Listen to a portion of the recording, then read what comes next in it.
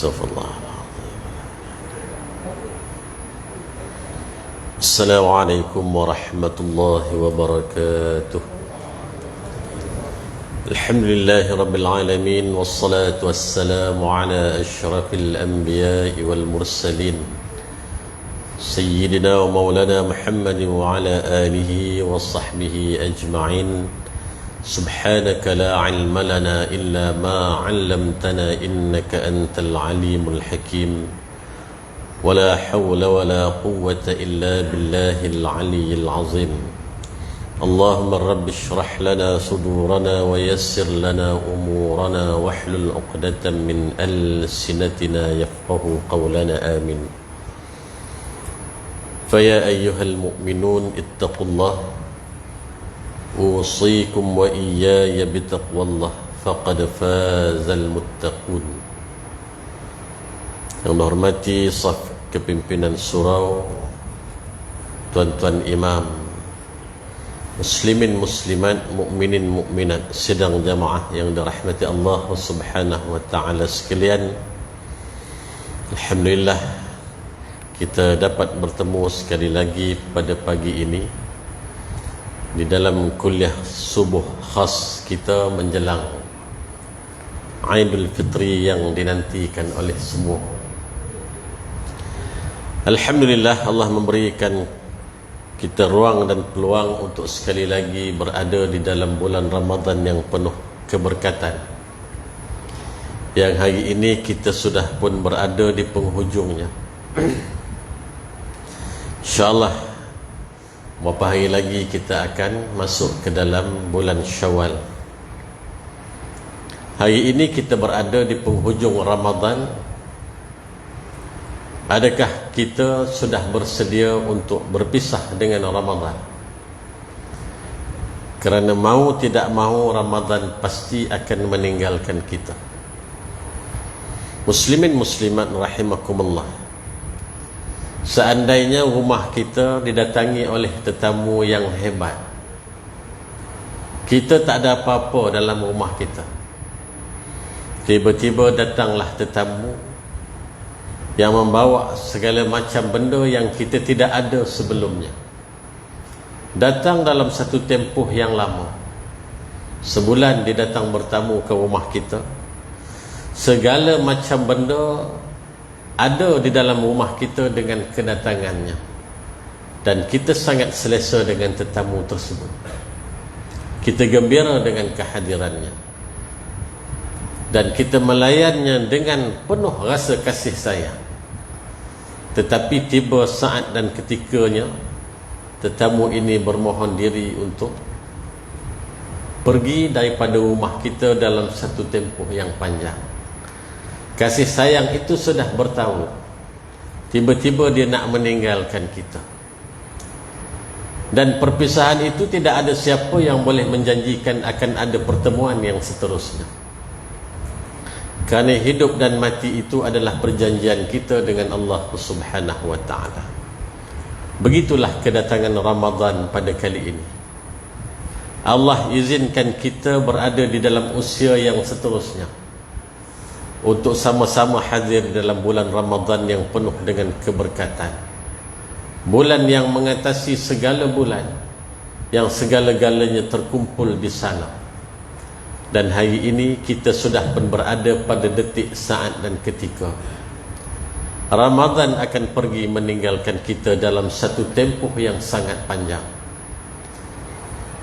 Ramadan tetap akan kembali untuk tahun-tahun yang seterusnya, selagi tidak ditiupkan sangkakala yang pertama oleh malaikat Israfil.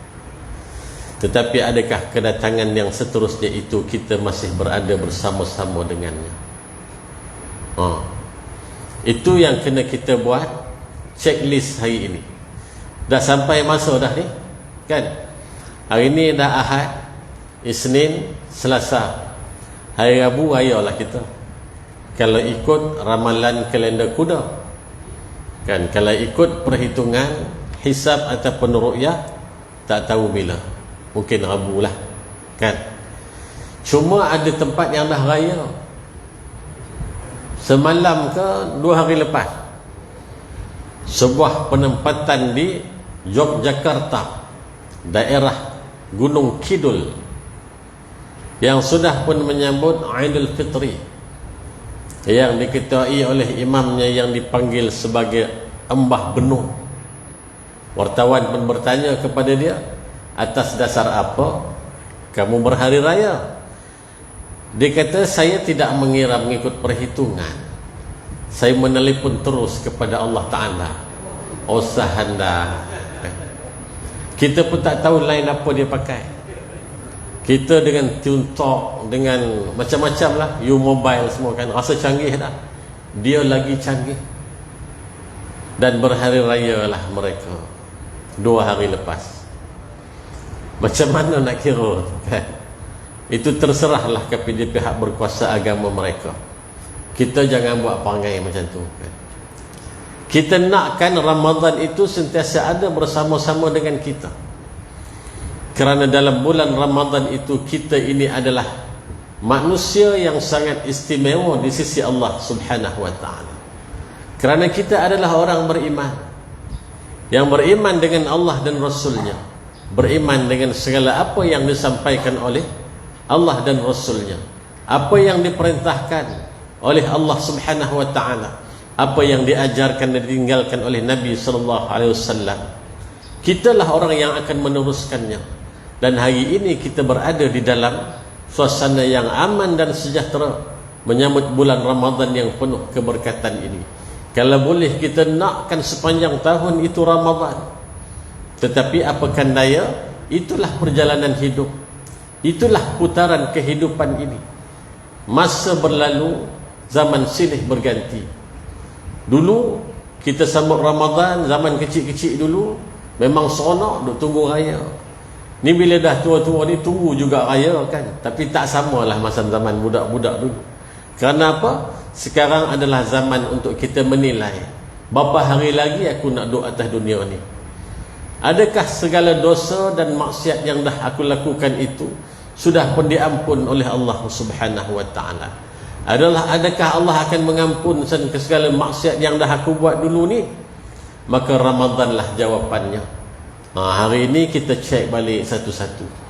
Bila disebutkan oleh Nabi awwaluhu rahmah, adakah rahmat Allah itu bersama-sama dengan kita? Awsatuhu maghfirah, adakah kita ini sudah menjadi manusia yang mendapat keampunan daripada Allah, yang akhirnya kita semua akan dibebaskan daripada azab neraka Allah Subhanahu wa ta'ala. Alangkah beruntung dan bahagianya kita seandainya semua yang disebutkan oleh Nabi sallallahu alaihi wasallam itu dapat kita kecapi dengan sebenar-benarnya dalam bulan Ramadan yang akan berlalu pergi tidak lama lagi.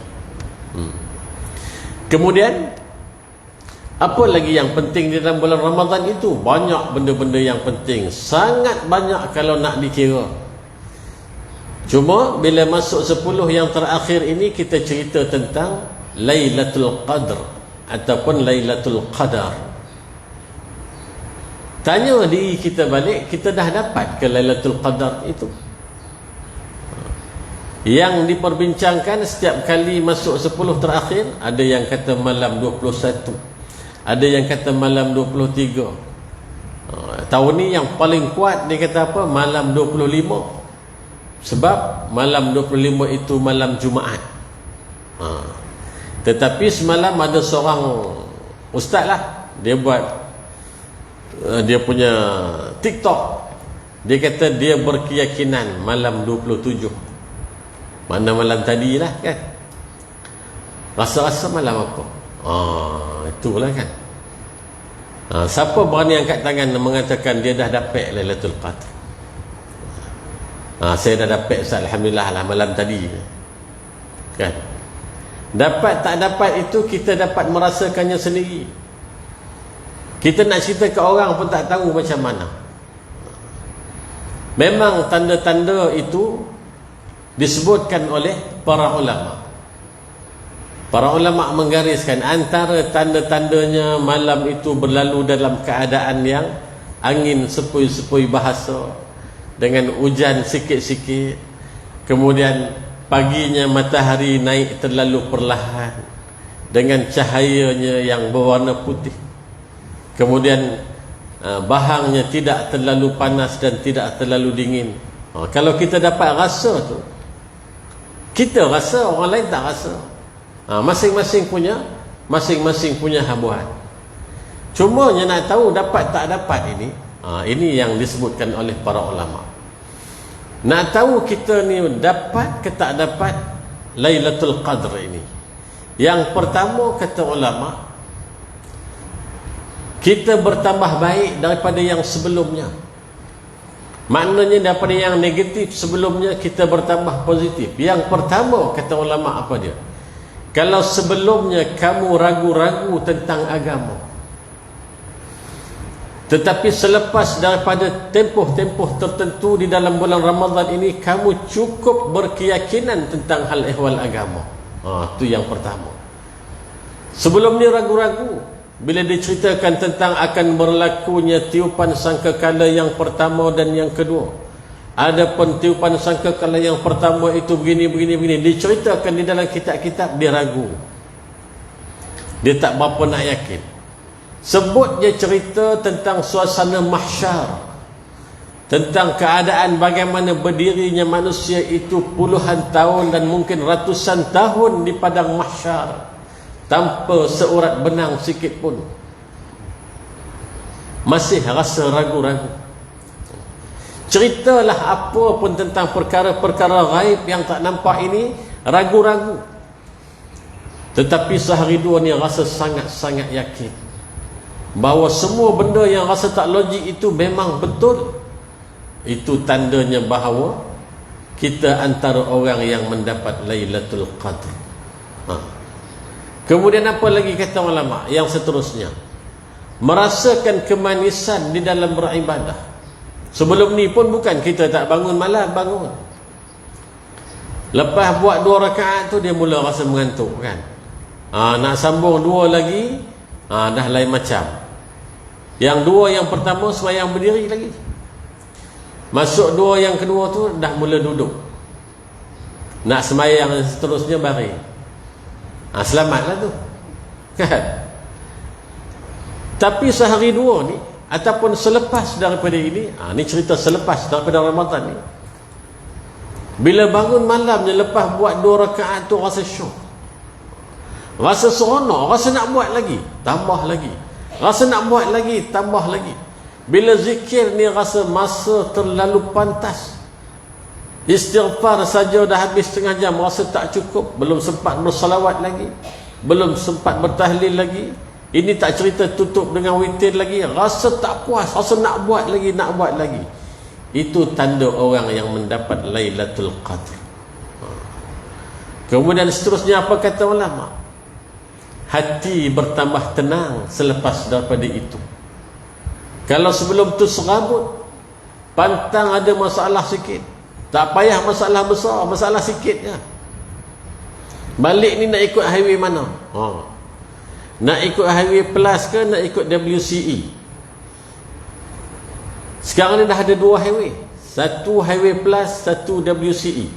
Kalau ikut WCE kena ikut Kuala Selangor, masuk highway Lata, keluar cakap jerih, dia serabut tu dia jadi kelang kabut, tak ada arah, tak tenang, nak marah je kerja dia. Benda sikit je pun kan, benda sikit je pun. Tapi bila hati dah tenang, apa juga masalah yang datang, dia akan mengadu kepada Allah Ta'ala. Dia berserah kepada Allah Ta'ala. Dia cool, dia tak ada rasa apa, dia tak ada rasa serabut, tak ada rasa tekanan, tak ada rasa, dia relax lah. Bila hati sentiasa rasa tenang, kata ulama, itu salah satu tanda kamu beroleh Lailatul Qadr. Kemudian apa lagi? Antara tanda yang disebut oleh ulama, daripada tak tahu jadi tahu sebab nak ambil tahu. Tu macam berbelit sikit kan. Daripada tak tahu menjadi tahu sebab nak ambil tahu. Kalau sebelum ni cerita bab hal ehwal agama ni, tak apalah, dia kata, kita dah Islam dah, apa masalah, ikut je lah. Apa yang ada tu ikut je lah. Ini jenis perangai duk ikut-ikut ni lah akhirnya dia buat ibadat lintang pukang tanpa panduan ilmu. Selepas pada Ramadan ni tiba-tiba hati ni sentiasa nak bertanya, sentiasa rasa nak tahu. Kalau tentang cerita bab fiqahnya macam ni, bab wuduk macam ni, bab solat macam ni, solat macam ni sah ke tidak, kalau puasa macam ni boleh ke tak boleh, nak bayar zakat ni macam mana kira, dia dah mula nak ambil tahu. Bila nak ambil tahu, dia akan hadirlah ke dalam majlis-majlis ilmu. Dia berdampinglah dengan orang-orang saleh. Dia bercampurlah dengan orang-orang yang hatinya terikat dengan majlis-majlis ilmu. Berubah dia. Kalau sebelum daripada itu dia tidak begitu, tapi sesudah daripada Ramadan berubah dia. Itulah tanda-tanda orang yang beroleh Lailatul Qadar. Jadi sekarang tanya kita balik, kita dapat tak kemanisan Ramadan pada kali ini? Ada tak rasa sedih dalam diri ini apabila Ramadan nak pergi? Yang banyak kali dah kita duk ceritakan, saya pernah sebut banyak kali, bagaimana para sahabat ridwanullah alaihim ajma'in, daripada banyak bercakap, menjelang 10 terakhir itu masing-masing dah tak berapa lalu nak bercakap. Masing-masing muka penuh dengan kesedihan. Dan bila menjelang malam Aidil Fitri itu, mereka sentiasa berada di dalam keadaan berzikir dan munajat kepada Allah. Dalam masa yang sama, esak tangis kedengaran di seluruh kota Madinah itu. Setiap rumah yang dilalui di kota Madinah itu akan ada suara-suara sedang menangisi pemergian Ramadan. Kalau kita boleh sampai ke tahap yang macam tu, memang kita tak akan menangis lah kan. Nak raya apa menangis pula nak raya kan. Tapi kalau kita ada rasa sayu, ada rasa sedih, ada rasa duk terbayang dapat lagi ke aku Ramadan akan datang ni. Sekejap je masa berlalu. Bila disebut sekejap masa berlalu itu, apa antara hujahnya? Memanglah dulu rasa lama kau koci kan. Sekarang kau dah tua, memanglah laju. Tak.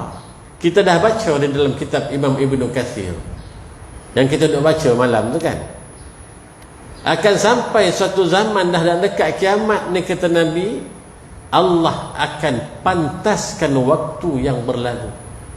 Inilah yang kita hadapi hari ini. Bila agak-agaknya kita start puasa, baru je rasa start puasa kan, tiba-tiba dah nak habis dah puasa. Sebab memang Allah pantaskan waktu itu. Maknanya kita ini sudah berada di penghujung usia dunia. Jadi itulah Ramadan yang kita sedang berada di dalamnya pada kali ini. Baik. Kemudian seterusnya, bila masuk je bulan Ramadan, ni baru nak bagi ke bab fiqh ni. Tadi cerita Ramadan sikit, masuk bab fiqh. Apa yang selalunya duk jadi heboh di dalam bulan Ramadan ini? Bab zakat fitrah. Sebab minggu lepas saya berkuliah di satu tempat, saya bawa tajuk lain. Tiba-tiba ada seorang jemaah tanya bab zakat fitrah. Penyudahnya sejam bab zakat fitrah. Kan? Tak apalah, masing-masing nak tahu, nak faham betul-betul. Baik. Apa dia zakat fitrah ini? Disebutkan oleh Nabi sallallahu alaihi wasallam. An Ibn Umar anna Rasulullah sallallahu alaihi wasallam farada zakat al-fitr min Ramadan 'ala an-nas sa'an min tamrin aw sa'an min sha'irin 'ala hurrin aw 'abdin dhakarin aw untha min al-muslimin. Ini hadis sahih Bukhari wa Muslim. Daripada Ibnu Umar radhiyallahu anhuma, ia berkata, Rasulullah sallallahu alaihi wasallam telah memfardukan zakat fitrah pada bulan Ramadan segantang tamar atau gandum ke atas setiap orang yang merdeka atau hamba, lelaki atau perempuan daripada kalangan muslim. Nampak tak? Zakat ada dua. Yang pertama zakat harta.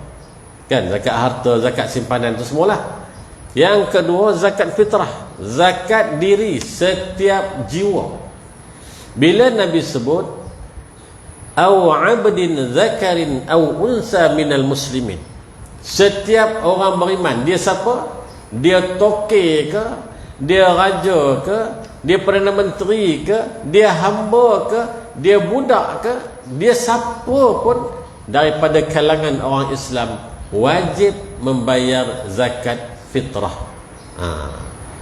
Nabi sebut apa? Kat sini sa'an min tamrin atau sa'an min sya'ir.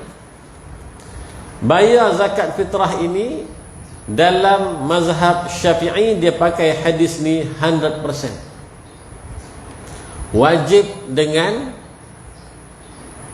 bijirin, sama ada gandum, sama ada tamar, sama ada beras kalau dalam masyarakat kita. Jadi sesiapa yang membayar selain daripada beras, zakat fitrahnya tidak sah. Itu muktamad di dalam mazhab Syafi'i.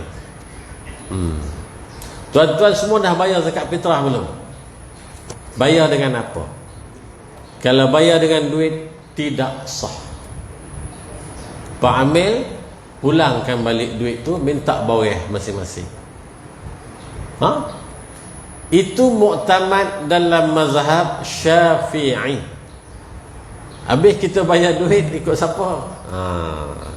Itulah kehidupan kita di atas muka bumi ini. Kita berpegang kepada satu-satu mazhab.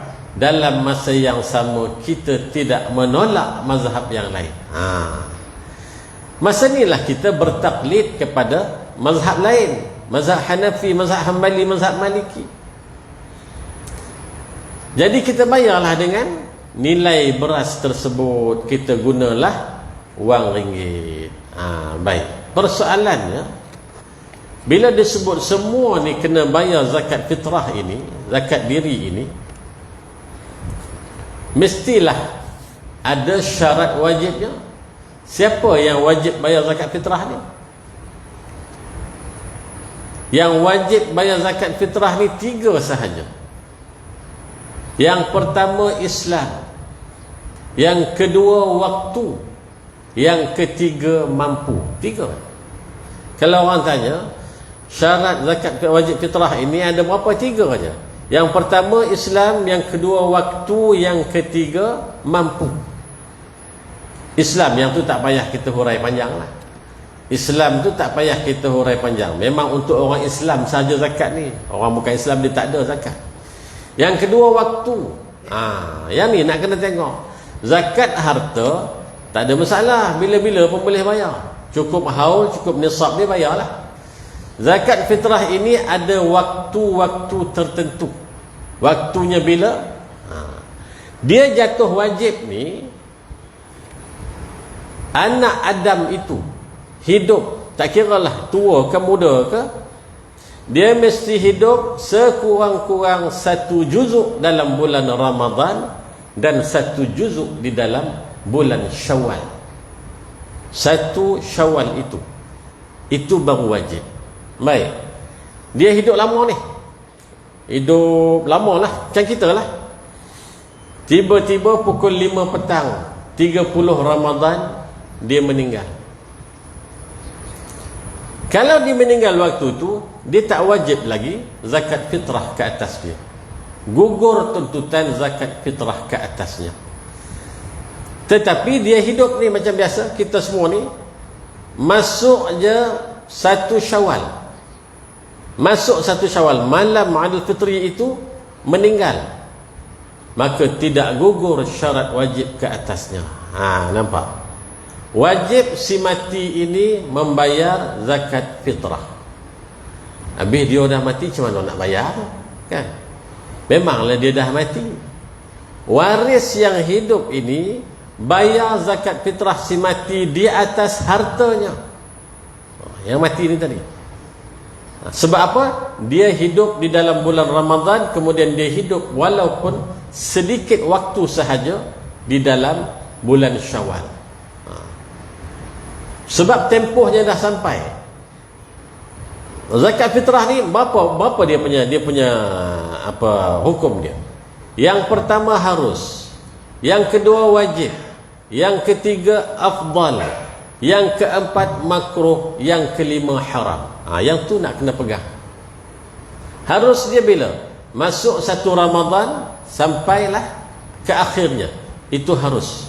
Yang tuan-tuan duk bayar sekarang ni, sunat Aidul Fitri, itu tempoh wajib. Yang paling afdal bila? Sebelum solat sunat Aidul Fitri. Sebelum solat sunat Aidul Fitri itu, maknanya lepas subuh tu, itulah masa yang paling afdal. Siapa yang belum bayar, tunggu subuh besok ni. Subuh hari Rabu tu pakat serbu rumah Pak Imam. Dengan Pak Imam sekali tak sembahyang sunat Aidul Fitri, melayan orang nak bayar zakat fitrah, kan? Makruh bila? Sesudah selesai sembahyang sunat Aidul Fitri, sampailah tenggelam matahari 1 Syawal, makruh. Dikira tak sebagai zakat fitrah? Tak dikira. Selepas solat sunat Aidul Fitri, dia bayar, dikira sebagai sedekah sahaja. Dia tak ada dah cerita zakat fitrah dah, sedekah sahaja. Tetapi kerana kelalaian dia, kerana leka dia, kerana buat tak tahu dia, masuk 2 Syawal baru dia teringat, baru dia nak bayar, hukumnya haram. Nampak? Yang tu kita nak kena jaga sungguh-sungguh. Nak mengelakkan daripada berlakunya makruh dan haram itu, bayar sekarang. Bayar sekarang. Sebab sekarang ni hukumnya harus, walaupun syarat wajibnya begitu. Baik. Tapi tadi ni cerita orang yang meninggal. Dia meninggal sebelum 1 Syawal, selamat dia, tak payah bayar. Dia meninggal selepas daripada 30 Ramadan masuk 1 Syawal, wajib bayar ke atas dia. Berbeza dengan bayi yang dilahirkan. Bayi yang dilahirkan, baik, dia lahir petang 30 Ramadan, sampailah kepada seterusnya lah, dia masuk Syawal semua, dia ke bulan Syawal wajib, sebab dia dah ada dapat kedua-dua syarat itu. Nampak? Dia dapat kedua. Tetapi sesudah berbuka baru baby ini dilahirkan, gugur tuntutan ke atasnya, sebab dia tak dapat 1 juzuk daripada bulan Ramadan. Benda ni yang banyak orang nak tanya. Dia tak dapat dalam bulan Ramadan tu, walaupun ada Sayyidina Umar meriwayatkan bayi dalam kandungan juga boleh dibayar zakat fitrah. Itu pendapat yang tidak diterima pakai oleh sebahagian besar ulama. Mesti dilahirkan ketika dalam bulan Ramadan. Dia masuk ke dalam bulan Syawal. Yang lahir selepas daripada Ramadan tidak wajib ke atasnya, walaupun dia lahir malam raya, tak wajib lagi ke atasnya. Baik. Yang nak bayar ni siapa? Yang nak bayar ni bapak lah, ketua keluarga. Dia bayar untuk siapa? Dia bayar untuk diri dia, untuk tanggungannya. Dan anak ini ada pendapatan. Contohnya umur 15 tahun, dia kerja kat bazar Ramadan, ataupun dia adalah duit dia, maka anak ni bayar sendiri, bukan lagi bapaknya bayar. Nampak? Bukan lagi ayah bayar. Kita bayar ni kan, bapak pergi bayar zakat fitrah, bayar je semua anak-anak yang ada, sampai anak yang dah ada universiti dia bayar. Sah tak? Tu nak tahu sah tak sah tu. Kalau nak bayar anak-anak yang sudah aqil baligh, ayah mesti minta izin dengan anak dulu. Yang ni banyak orang tak buat. Dia bayar dah. Ayah mesti minta izin dengan anak. Anak ni bagi tahu, dia izinkan, baru kita bayar. Bukan main bayar macam tu dah. Bapa mesti minta izin dengan anak yang sudah aqil baligh, melainkan anak perempuan yang masih belum berumah tangga, lepas pandang dekat situ. Satu. Kemudian nak bayar di mana? Nak bayar tu di mana? Yang paling dituntut, bahkan sebahagiannya mengatakan wajib bayar ini di tempat di mana dia mencari rezeki. Tuan-tuan duduk di Seremban, tapi bekerja di Putrajaya, kan? Bekerja ataupun berniaga di Putrajaya, duduk Seremban berulang hari. Hasil dapat daripada Putrajaya, wajib bayar di sana, bukan bayar di Seremban. Duduk di Seremban, balik ke Kuala Kangsar baru nak bayar kat Kuala Kangsar, tak boleh. Ini pendapat yang syadid lah. Sebahagiannya mengatakan bayarlah kat mana pun, yang penting bayar. Tetapi yang paling utama, saya ni bekerja di Kuala Lumpur, duduk Seremban, dia kata. Yang baru ni lah yang saya cerita ni. Saya dah bayar dua-dua, Ustaz. Kat Kuala Lumpur pun saya bayar, kat Seremban pun saya bayar. Apa hukumnya, dia kata? Oh, tak ada masalah. Banyak duit bayarlah berapa kali pun, kan? Syaratnya bayar sekali je, tapi dia nak bayar dua-dua, sebab nak mengelakkan daripada takut berlaku tidak sah tadi. Dia nak bayar dua-dua tempat, bayar, tak ada masalah pun. Kan? Jadi ni antara yang disebut sebagai syarat-syarat sah untuk kita membayar zakat fitrah. Kemudian yang ketiga, mampu. Mampu tu macam mana? Untuk dirinya, diri ketua keluarga ni, dirinya dan tanggungannya, isteri dengan anak-anak, cukup untuk dia makan pada malam hari raya dan siang hari raya yang pertama. Cukup kat situ, kemudian ada lebih. Bila ada lebih, yang tu yang dikira sebagai mampu. Kalau nak makan malam pun tak cukup, atau makan malamnya siang tak dapat makan hari pertama itu, dia tidak ada lebihan, maka gugurlah tuntutan untuk dia membayar zakat fitrah. Itu yang dikatakan mampu. Dia bukan paksa, bukan mana kata bila Nabi sebut setiap lelaki, wanita, kecil, besar, wajib. Bukan macam tu. Dia ada syaratnya. Seandainya dia tidak mampu, tak cukup makan, malam tu je, siang dapat makan sikit, tak ada lebih 1 sen pun, maka gugurlah syarat wajib ke atasnya. Yang tu nak kena faham sungguh-sungguh. Ada tak dalam masyarakat kita hari ini yang macam tu? Ada, tuan-tuan. Saya berjumpa dengan orang macam ni. Kesian, sangat kesian. Di Seremban ni lah, kesian kita tengok. Dan kita pun cuba juga untuk membantu dia melalui agensi-agensi kerajaan lah yang bertanggungjawab. Orang macam ni gugurlah tuntutan zakat fitrah ke atas dia. Habis bab tu. Baik, baru masuk bab raya. Nak tutup lah ni. Masuk bab raya, nak tutup lah. Baik. Bila masuk hari raya, apa yang kita buat malam hari raya? Malam hari raya selalunya, kalau kat kampung-kampung dulu, dia buat kuih yang terakhir. Kuih terakhir ni selalunya kek lah. Kek marble ke apa ke. Sebab kek selalunya akhir. Habis buat kek, tidur, tunggulah esok subuh bangun nak raya, kan?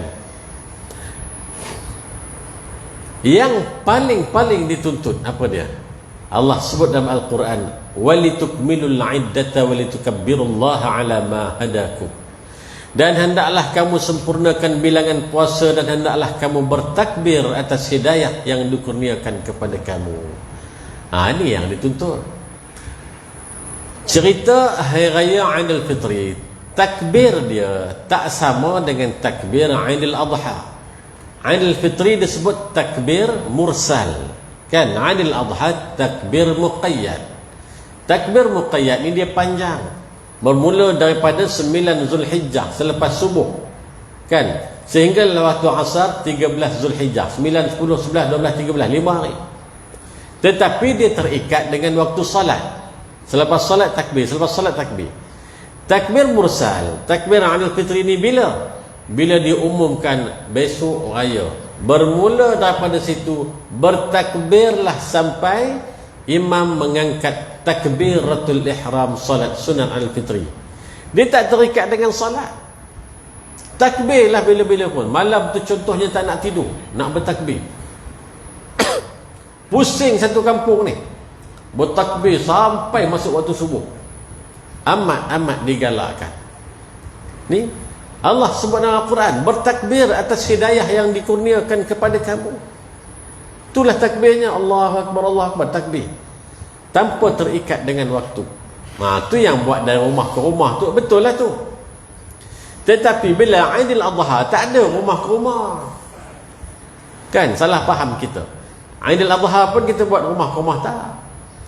Aidil Fitri sahaja dari rumah ke rumah. Aidil Adha dia takbir muqayyad, diterikat dengan waktu salat sahaja. Nak buat juga Aidil Adha, buatlah kan. Bukanlah jadi dosa pula, nak buatlah. Cuma yang dituntut adalah Aidil Fitri. Kemudian apa lagi yang Nabi sebutkan? Malam kemuncak kita bermunajat, nak bertahajud ke, solat tasbih ke, apa ke, adalah malam 1 Syawal. Malam Aidil Fitri itu, malam Aidil Fitri itu malam yang paling mustajab doa. Jadi kita tidur, bangun ke 3 pagi 4 pagi ke, bermunajat sungguh-sungguh, malam tu adalah malam yang sangat-sangat mustajab doa. Jangan bila malam raya, tak apalah, kita pun dah tak sahur, tidur lah kan. Tidur lambat pun tak apalah ni, tak ada bangun dah. Memang tak bangun pun. Bangun bila dengar azan daripada surau baru bangun. Dah tak sahur. Sebenarnya itulah kesilapan yang kita lakukan bila kita menyambut hari raya. Malam hari raya itulah malam yang paling mustajab untuk kita memohon keampunan, nak berdoa, mintalah apa-apa dengan Allah Subhanahu wa ta'ala. Itu antara cara kita nak sambut raya lah. Yang selebihnya kita pun semua dah tahu kan. Satu lagi saya nak sebut tentang kesilapan. Kita pakai baju raya elok-elok, pakai lawa-lawa, kita pun pergi semayang raya kan. Habis semayang raya apa semua dah berjumpa kawan-kawan ni, bersalam-salaman, bermaafan, balik ke rumah. Masa balik ke rumah, mak ayah duduklah atas sofa, anak ni berbaringlah, keluarga seorang-seorang minta maaf. Yang tu salah, yang tu tak betul. Yang dituntut, sebelum kamu pergi ke tempat bersolat, mohon ampun dengan ibu dan ayah. Si isteri mohon ampun dengan suami sebelum solat sunat Aidil Fitri, bukan sesudah. Sesudah itu budaya. Sesudah itu budaya. Yang Islam suruh sebelum kita pergi solat sunat Aidil Fitri, bukan sesudah solat sunat Aidil Fitri. Jadi kali ni tukar. Pakai lawa baguslah. Baju raya mesti pakai baju raya kan. Memang Nabi suruh kita pakai baju raya. Baik. Kalau solat sunat tarawih atau solat-solat yang lain, perempuan, ibu-ibu, kakak-kakak lebih afdal di rumah kan. Tapi nak datang ke surau dengan izin suami, tak menimbulkan fitnah, silakan. Tak payah berbalah bab tu kan. Tetapi afdalnya di rumah. Berbeza dengan sembahyang hari raya. Nampak tak? Sembahyang hari raya Nabi kata keluarlah kamu semua ke tempat solat, termasuklah wanita-wanita sekalipun dia berada di dalam keadaan haid. Nampak tak?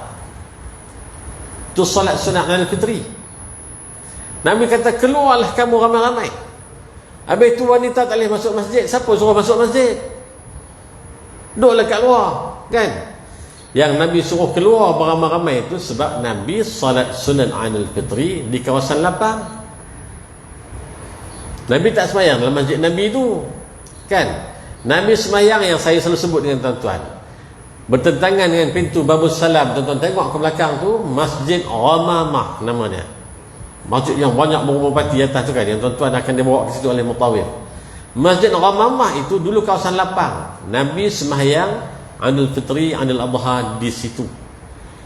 Jadi Nabi kata keluarlah kamu semua, termasuk wanita-wanita, anak-anak kecil, bawa semua, sekalipun kamu dalam keadaan haid. Habis itu dalam keadaan haid macam mana nak semayang? Bukan Nabi suruh keluar semayang. Yang boleh semayang, semayanglah. Yang tak boleh semayang, duduklah di sekitarnya, duduklah kat luar-luar ni. Kan lepas pada semayang raya ada makan kan. Makanlah ramai-ramai. Itu beza wanita di dalam solat-solat lain dengan solat sunat Aidil Fitri. Jadi lepas ni kalau ada isteri nak ikut, anak-anak dara nak ikut, selagi tidak menimbulkan fitnah, galakkanlah mereka datang untuk sama-sama bersolat sunat Aidul Fitri amat digalakkan. Kalau kita tak nak bagi pun terpulanglah kepada kita kan. Tapi sebaik-baiknya biarlah nak datang ramai-ramai. Cuma adab nak kena jaga, hukum hakam nak kena jaga. Jangan sampai kepada peringkat menimbulkan fitnah ataupun perkara-perkara lain yang tidak sepatutnya. Dah mula kawin dah ni kan. Dah mula kawin kena berhenti. Pak Imam tadi nak letak air tapi tarik balik ebak tadi kan. Baik. Jadi begitulah keadaan kita pada tahun ini. Alhamdulillah. Walaupun sehari dua ni Seremban ini kita mendapat berita duka, saudara-saudara kita ada yang aksiden di dekat kawasan kita ni kan, di kawasan Forest Heights. Kebetulannya bapaknya kita kenal, salah seorang pekerja pembersihan di Jabatan Pendidikan tempat saya bekerja lah. Kesian kan, anak menantu sekaligus pergi menghadap Allah Subhanahu Wa Taala. Kemudian beberapa hari lepas, 2 hari lepas, dekat dengan rumah saya sebelah Taman Rasyidah Utama tu, timpa di pokok kan. Kita letakkan diri kita di situ. Ibu ayah, tuan-tuan, abang-abang kakak, seandainya aku berada di situ, kan. Tapi kita tak berada di situ, Allah masih bagi peluang kepada kita. Allah masih bagi peluang kepada kita untuk berada di dalam bulan Ramadan ini. Seandainya kita berada di tempat mereka, maka itulah sebuah pengakhiran di dalam kehidupan kita. Dan mudah-mudahan Allah merahmati mereka dan Allah meletakkan mereka sebagai syuhada di dalam bulan Ramadan yang penuh dengan keberkatan. Cerita yang pergi itu pergilah. Cerita yang masih hidup ini, nak raya ni kan, dia punya beban kesedihan itu kita tak boleh nak gambarkan macam mana. Kita mungkin boleh kata sabarlah, tabahlah, ini ujian Allah kan. Tetapi yang menanggung bebanan kesedihan itu, Allah sedang menguji mereka dengan ujian yang sangat hebat. Semalam, 2 hari lepas, dekat dengan kampung saya tu di Kuala Kangsar, 2 beradik sekali jalan juga situ habis 2 orang kan. Allah sedang menguji yang masih hidup ni. Adakah kita menerima ini sebagai suatu takdir yang kita kena redha dan pasrah, ataupun kita termasuk di dalam golongan yang menyalahkan takdir? Na'udzubillahi min zalik kan. Hari ini kita berada di dalam bulan Ramadan yang penuh keberkatan, dah berada di penghujungnya. Sikit lagi nak sambut Aidul Fitri, dan saya akhirilah. Rasanya dah boleh dah semalam raya ni kan. Ucap selamat raya boleh dah, sebab lagu raya dah banyak pasal kan. Ahad, Isnin, Selasa, Rabu dah nak raya. Mudah-mudahan Allah mengampunkan kita semua, Allah merahmati kita semua. Saya mengucapkan kullu amin wa antum bi khair minal aid wal faizin. Aqul qali hadza wa astaghfirullah al-azim li wa lakum. Assalamualaikum warahmatullahi wabarakatuh. A'udzu billahi minasy syaithanir rajim. Bismillahirrahmanirrahim. Alhamdulillahi rabbil alamin. Wal 'aqibatu lil muttaqin wa la 'udwana illa 'alal zalimin. Wassalatu wassalamu ala asyrafil anbiya'i wal mursalin sayyidina wa maulana Muhammadin wa ala alihi wa sahbihi ajma'in. Allahumma inna nas'aluka ridhaka wal jannah wa na'udzu bika min sakhatika wan nar. Allahumma innaka 'afuwun karim tuhibbul 'afwa fa'fu 'anna. Fa'fu 'anna ya karim. Fa'fu 'anna ya rahim. Fa'fu 'anna ya akramal akramin. Allahumma ij'al jam'ana hadha jam'an marhuma wa tafarruqana min ba'dihi tafarruqan ma'suma. ولا تجعل اللهم فينا ولا معنا ولا من يتبعنا شقيا ولا مطرودا ولا محروما. ربنا آتنا في الدنيا حسنة وفي الآخرة حسنة وقنا عذاب النار. صلى الله على سيدنا محمد وعلى آله وصحبه وبارك وسلم والحمد لله رب العالمين. تقبل الله منكم.